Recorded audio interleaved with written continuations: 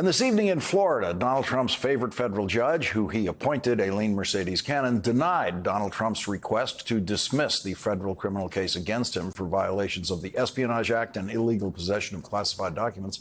Judge Cannon wrote that the charges in Special Prosecutor Jack Smith's indictment of Donald Trump are, quote, either permitted by law, raise evidentiary challenges not appropriate for disposition at this juncture, and/or do not require dismissal, even if technically deficient, so long as the jury is instructed appropriately and presented with adequate verdict forms as to each defendant's alleged conduct. Judge Cannon did grant the Trump request to strike one paragraph of the indictment about Donald Trump's alleged meeting with a representative of his political action committee, believed to be his campaign advisor, Susie Wiles, at his golf club in Bedminster, New Jersey in 2021. The indictment says that Donald Trump showed that person a classified map at that time. Judge Cannon said that because showing that map is not one of the charged crimes in the indictment, it is, quote, not appropriate, her phrase, not appropriate, to include it in the indictment. And in the ongoing scandal that is the United States Supreme Court, now there are tapes, thanks to Lauren Windsor, who was interviewed by Joy Reid earlier this evening. Lauren Windsor is a progressive activist who is known to approach important Republican people, pretending to be an ally, making flattering comments, and then secretly recording their responses. She is a dues-paying member of the Supreme Court Historical Society, which has corrupted itself into an organization that allows right-wing Supreme Court influencers to comfortably influence right-wing Supreme Court justices at the annual dinner of that organization. Last year, at the Supreme Court Historical Society's annual dinner, Lauren Windsor made recordings of her chats with Supreme Court justices that even she found so uninteresting, she did not publish them. This year was different. She got Samuel Alito to agree on tape to the goal of returning the country to, quote, a place of godliness. As a Catholic and as someone who really cherishes my faith, I don't know that we can negotiate with the left in the way that needs to happen for the polarization to end. I think that it's a matter of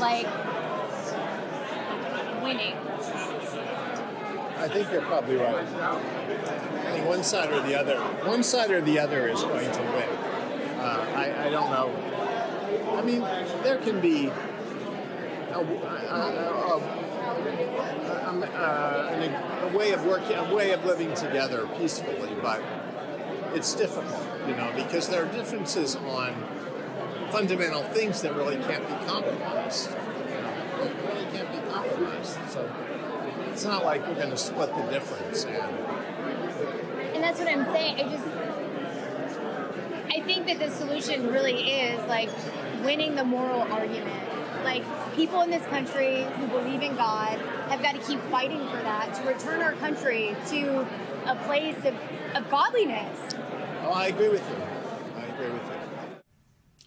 And by contrast, Chief Justice Roberts responded very differently.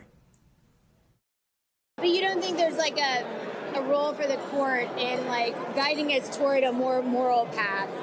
No, I think the role for the court is deciding the cases. If I start, would you want me to be in charge of guiding us toward a more moral path? That's for the people we elect. That's not for lawyers. Well, I guess I believe that the founders were godly, we're Christians, and I think that we live in a Christian nation, and that our Supreme Court should be guiding us in that path. Yeah, I don't know that we live in a Christian nation. I know a lot of Jewish and Muslim friends who would say maybe not. And it's not our job to do that. It's our job to decide the cases as best we can. And since Samuel Alito made his wife very much a public figure by blaming her publicly for flying flags supportive of the January 6th insurrection at the Capitol at their homes, you might expect Mrs. Alito to have little to say to strangers about flags. And you would be wrong. But why do you think they're coming after you?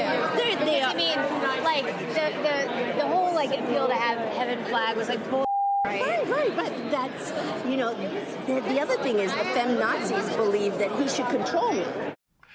Feminazi is a term coined by Rush Limbaugh, who died 3 years ago. Rush Limbaugh coined the term in the early 1990s when he was not just the center of right-wing media, he was the only real national right-wing media. Fox News had not even been invented yet.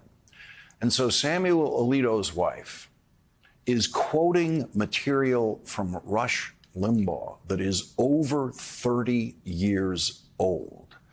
That's how long she's apparently been listening and taking direction from the likes of Rush Limbaugh. You know what I want? I want a Sacred Heart of Jesus flag because I have to look across the lagoon at the Pride flag for the next month. Exactly. And he's like, oh, please don't put up a flag. I said, I won't do it because I'm deferring to you.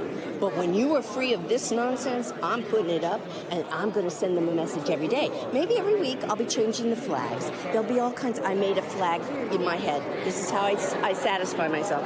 I made a flag. It's white, and it's yellow and orange flames around it, and in the middle is the word vergogna.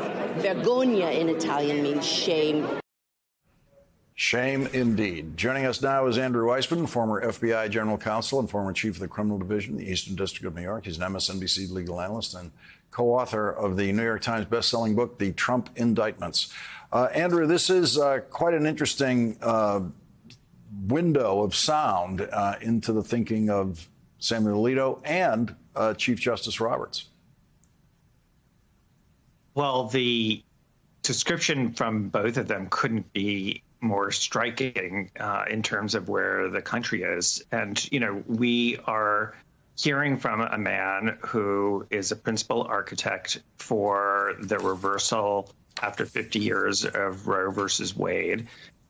His thinking is, in that decision is, I think, just as weak as his thinking that was shown in the letter he submitted trying to justify the flag incident. And you also have this dichotomy because you have the Chief Justice saying what is, of course, the correct thing to say. And we're on the eve of getting a decision on presidential immunity, and it is a real sort of blot on this country and the judicial system. I hate to be so direct that you have Justice Alito and Justice Thomas sitting on those decisions. That is not the way the country is supposed to be operated. It's not the way the court is supposed to be operating. And their conduct, as reflected on these tapes, but their conduct in many ways, even without these tapes, is something that is really besmirching, a really important branch of government in this country that we are entitled to count on. And it's very hard to have faith in the system when you have that kind of conduct and these kinds of tape recordings coming out.